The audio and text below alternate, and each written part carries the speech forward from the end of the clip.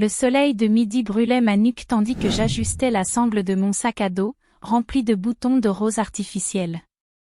La rue principale de Bordeaux était animée, débordante de monde. Des couples marchaient main dans la main, des groupes d'amis riaient aux éclats, des cadres pressés filaient avec leurs porte-documents sous le bras. J'étais là, immobile devant une boulangerie aux effluves de croissants beurrés, tentant de ne pas trébucher sur mes propres pieds tant j'étais nerveuse. « Madame, voulez-vous acheter une rose ?» Ma voix était à peine audible. Une femme élégante, une quarantaine d'années, portant une robe en soie et un sac Hermès au bras, me scruta de haut en bas, les lèvres peintes d'un rouge éclatant se courbant dans un rictus dédaigneux. Puis elle s'éloigna sans un mot. La pierre froide du rejet pesa sur ma poitrine.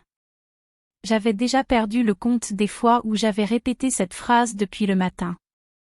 La plupart des passants m'ignoraient, comme si je faisais partie du décor urbain. Un homme en costume s'arrêta enfin.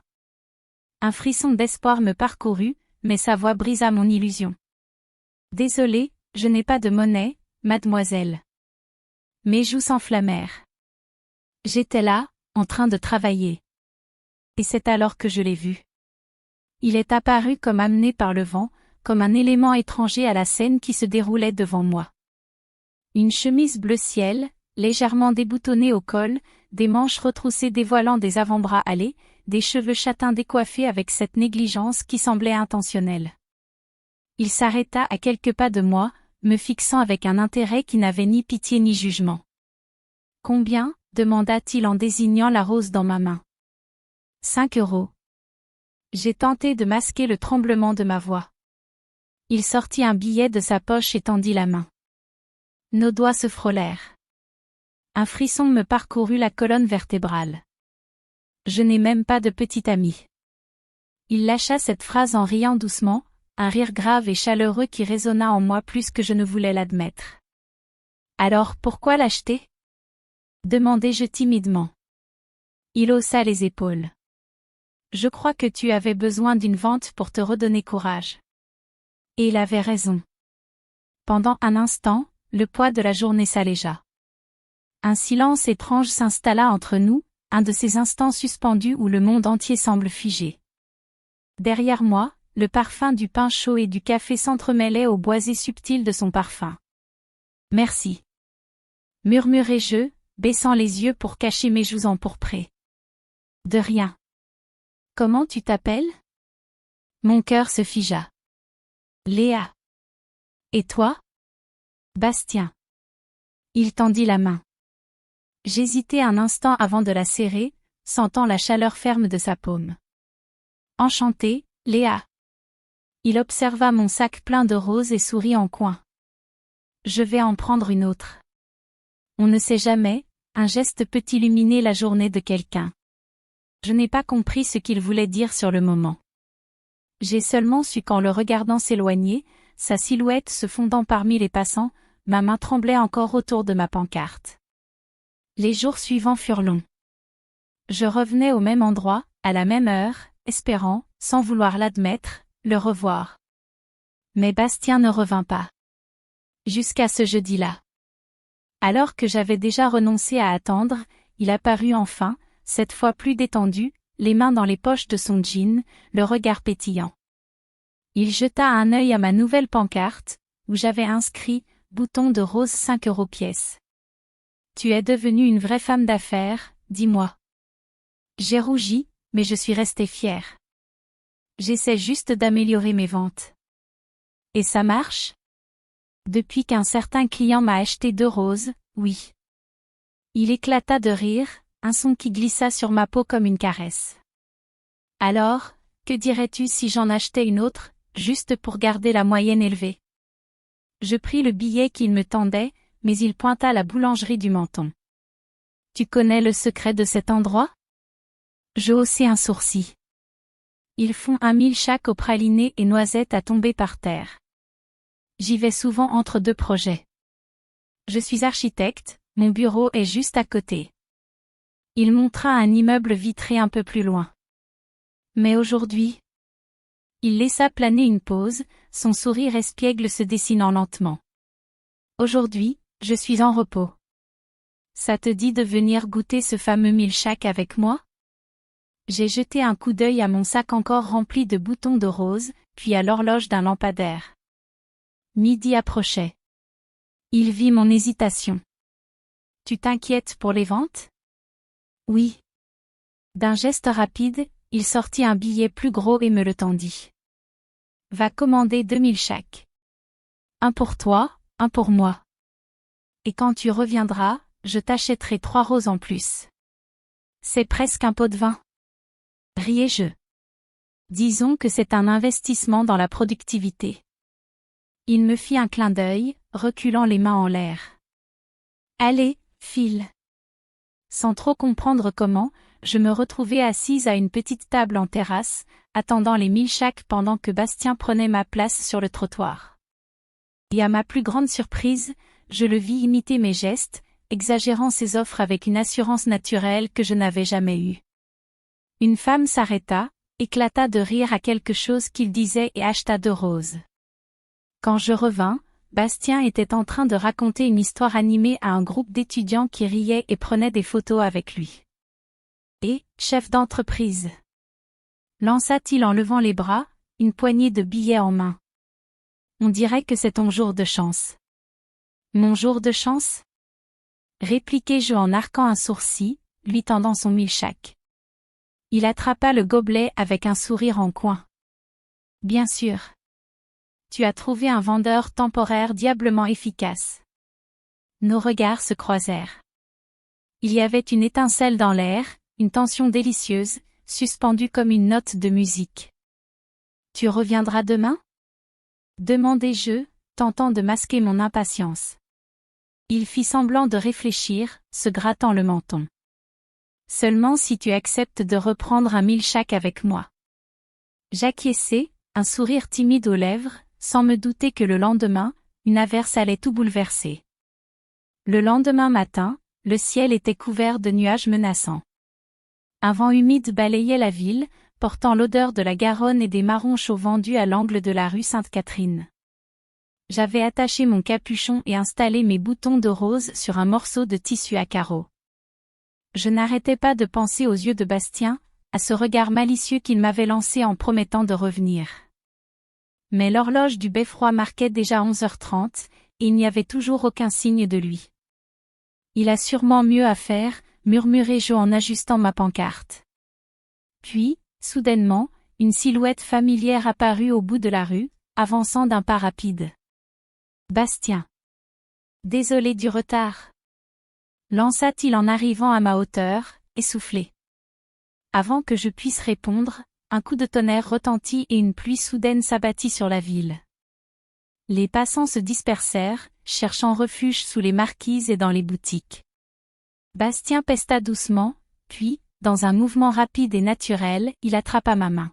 « Viens, on va se mettre à l'abri. » Nous avons couru sous la pluie battante, nos épaules se heurtant dans l'urgence. La rue pavée était glissante, et chaque pas était un défi. Ma veste était déjà trempée, mes cheveux dégoulinaient d'eau, mais je n'avais jamais ressenti autant d'excitation. En entrant dans la boulangerie où nous nous étions rencontrés, un serveur nous lança un regard désapprobateur en voyant l'eau dégouliner sur le sol. Nous avons éclaté de rire. Assis à une petite table dans un coin, Bastien passa une main dans ses cheveux mouillés, les ébouriffant encore plus. « Tu es encore plus jolie sous la pluie. » Je levai les yeux vers lui, mon cœur manquant un battement. Il n'y avait aucune moquerie dans sa voix, juste une sincérité brute. « Tu es trempé. » dis-je pour détourner la tension qui s'installait. Il haussa les épaules. « Toi aussi. Mais tu es superbe quand même. » Un silence s'étira, entrecoupé par le bruit de la pluie martelant la vitre. Il jouait distraitement avec la serviette en papier devant lui, ses doigts effleurant son rebord dans un geste presque nerveux. Puis, avec une douceur surprenante, il attrapa ma main sur la table. « Léa !» Mon ventre se noua. Il me fixait avec une intensité troublante, son pouce traçant un cercle léger sur ma peau glacée. « Bastien !» murmurai-je en retour, le souffle court. Il hésita une seconde, puis se pencha lentement vers moi. L'odeur de pluie, de café et de son parfum boisé se mêlèrent alors que ses lèvres frôlèrent les miennes dans une caresse timide. Le monde extérieur disparut. Son baiser était doux, hésitant, presque une question. Il n'y avait rien de pressé, rien d'exigé. Juste ce moment suspendu, comme un secret partagé sous la pluie. Lorsqu'il se recula, il avait les joues légèrement rosies. « Désolé, je n'ai pas pu m'en empêcher. » souffla-t-il. Je souris, sentant encore la chaleur de son souffle sur mes lèvres. « Ne t'excuse pas. Ça fait un moment que j'en avais envie aussi. » Il lâcha un petit rire, mi-soulagé, mi-amusé. Après avoir mangé, il insista pour me raccompagner. Nous avons marché sous la bruine persistante, sa main tenant la lanière de mon sac à dos comme si c'était la chose la plus naturelle du monde. Arrivé devant mon immeuble, il hésita, passant une main dans ses cheveux mouillés. « Demain, c'est la Saint-Valentin, » dit-il, son ton plus incertain qu'à l'ordinaire. Je le regardai, sentant une chaleur familière monter en moi. « Si tu veux. » Il ne me laissa pas finir. Son sourire s'illumina, creusant de petites fossettes sur ses joues. « Alors, à demain. » Je l'ai regardé s'éloigner, son dos large sous sa chemise trempée, et j'ai su.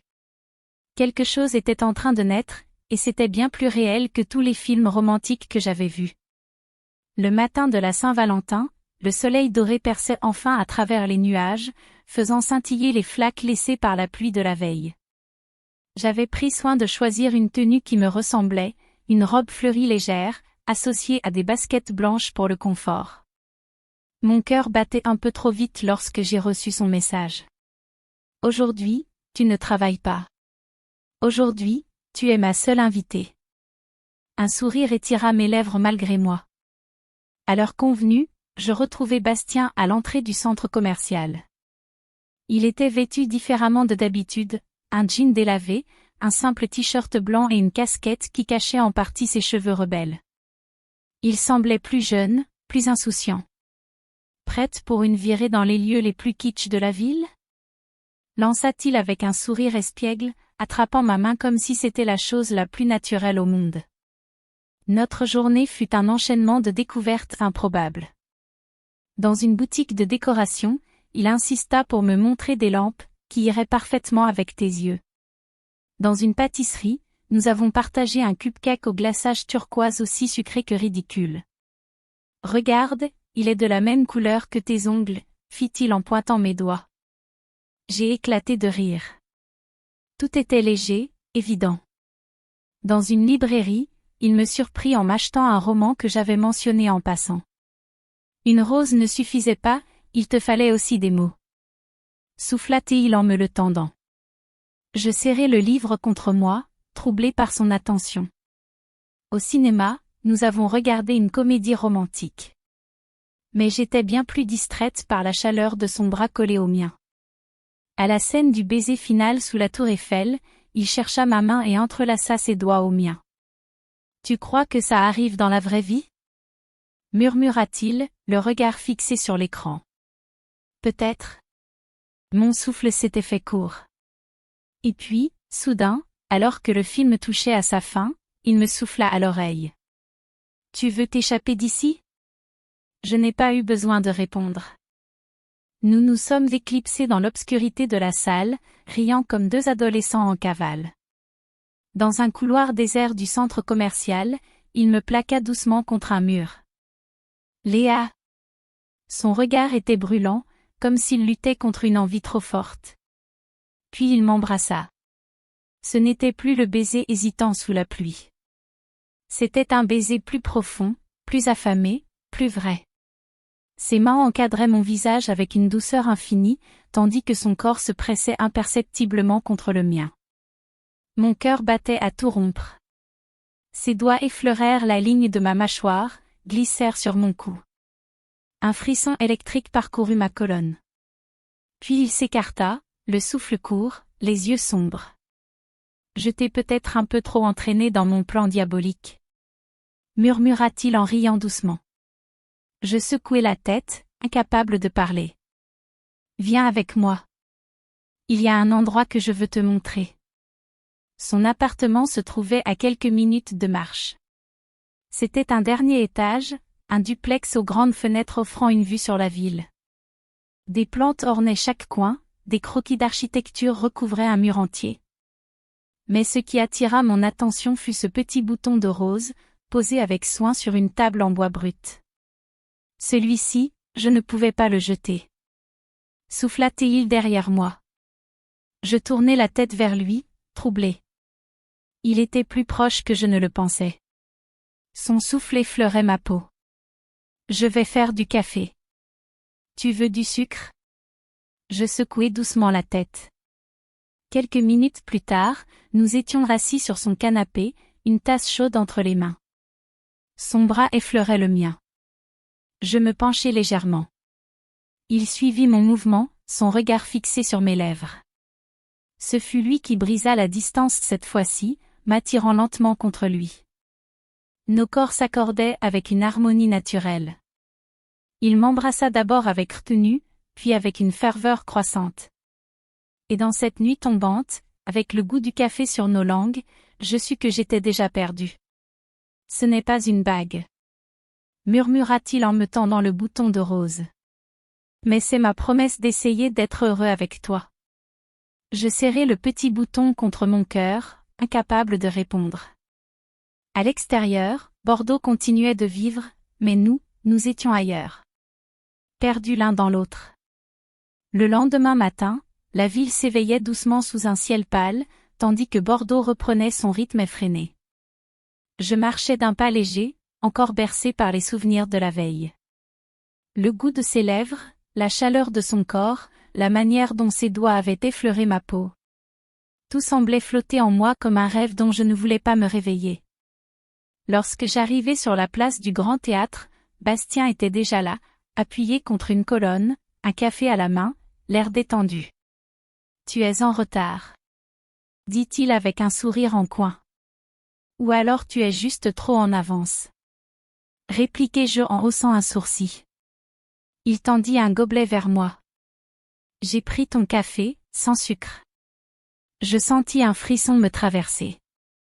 Il se souvenait de ce détail. Alors, aujourd'hui, tu travailles ou je dois encore kidnapper ta journée? Son regard avait cette lueur amusée, mais aussi une pointe d'attente. J'ai quelques boutons de rose à vendre, mais peut-être que je peux me laisser distraire. Un rire grave s'échappa de sa gorge, et il glissa une main sur ma nuque pour y déposer un baiser rapide, possessif, avant de reculer, me laissant étourdi. Viens. J'ai envie de te montrer quelque chose. Nous avons marché à travers la ville, longeant la Garonne où les reflets dorés du matin scintillaient à la surface de l'eau.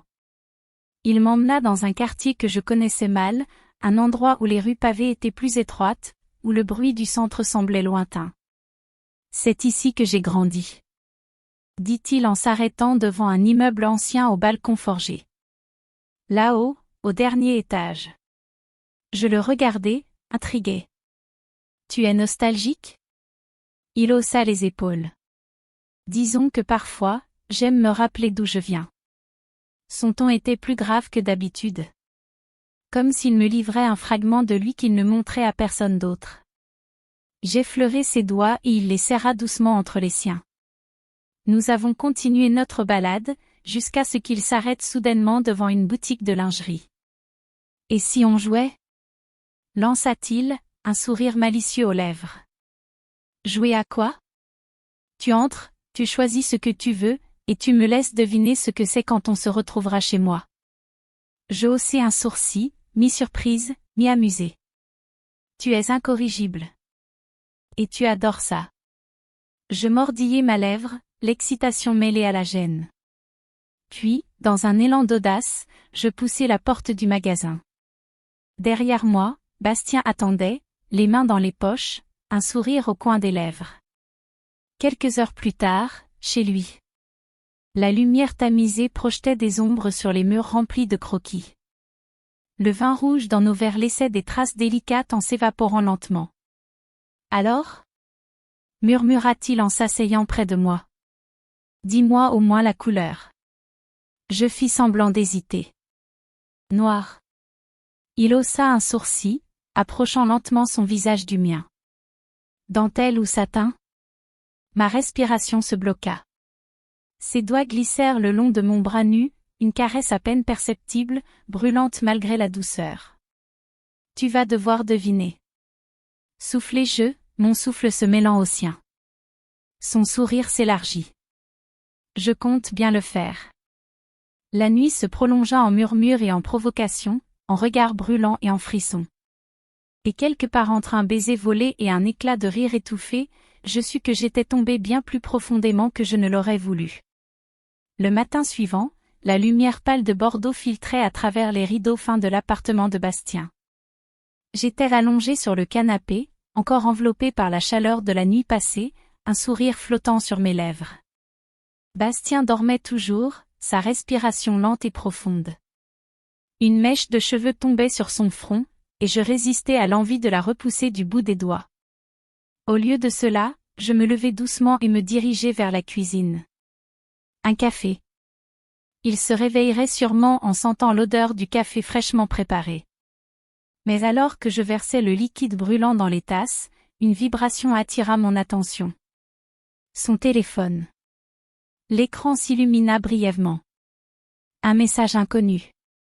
Bastien, tu ne peux pas m'éviter éternellement. On doit parler. Un frisson glissa le long de ma colonne vertébrale. Je restai figé, les doigts crispés sur le bord du plan de travail. Qui était-ce? Derrière moi, j'entendis le froissement des draps et ses pas légers approcher. Déjà debout? Sa voix était encore rauque du sommeil. Je me retournai lentement, essayant de masquer mon trouble. Il s'approcha, déposa un baiser rapide sur mon épaule avant de s'étirer paresseusement. « Tu as bien dormi ?» murmura-t-il en saisissant sa tasse. Je hochai la tête, mais mon esprit était ailleurs. Bastien.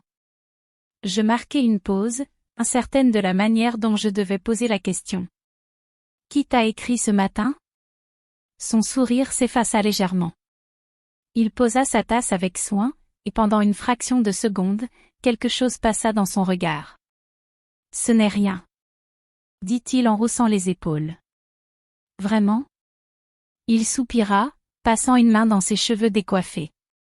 C'est compliqué. Ces mots me frappèrent plus fort que je ne l'aurais cru.